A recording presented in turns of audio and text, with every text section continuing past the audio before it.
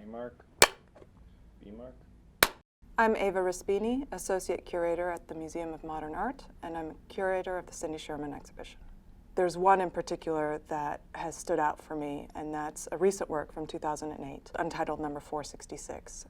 It's from a series that Cindy did of women of a certain age from the top echelons of polite society. It's presented in this opulent gilded frame. You can imagine that maybe the picture is hanging even in her own home in this sort of grand foyer as you enter. And I sort of think of her as a grande dame. She's wearing this elegant blue caftan. She has fabulous gold earrings. Her makeup is perfect. She's wearing these great rings. If you look very closely, you see that this glossy perfection unravels. She's wearing these pink plastic slippers, the kind that you would buy at the dollar store. And she's wearing thick hose, the kind that you would wear if you had varicose veins.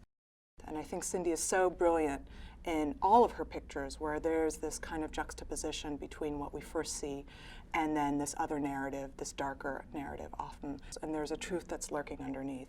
She looks to be in this fabulous setting. Cindy made the picture in her studio. She photographed herself in costume against a green screen and then digitally inserted a backdrop, which in fact Cindy photographed at the Cloisters here in New York. The background certainly projects this aura of wealth and status. Cindy has this uncanny ability to sort of have her finger on the pulse at any given moment and to really reflect what's happening in culture at large.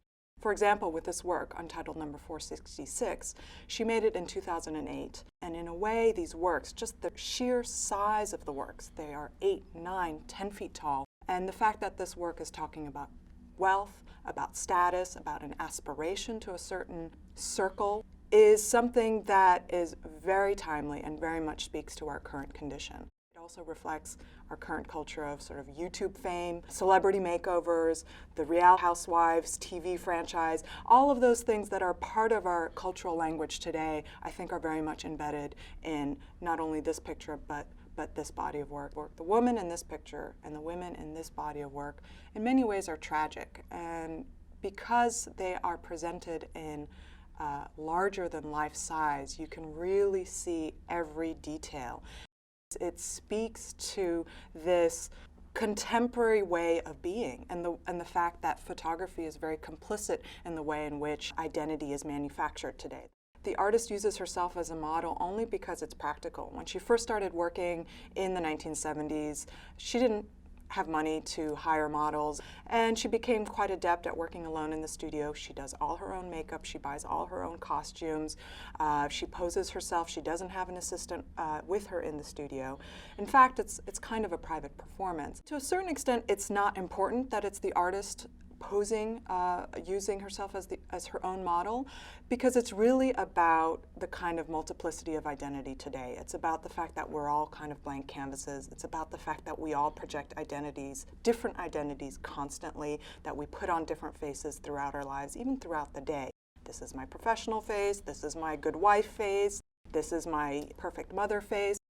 Cindy Sherman is one of the most important and influential artists of contemporary art, and I would say of the 20th and 21st century.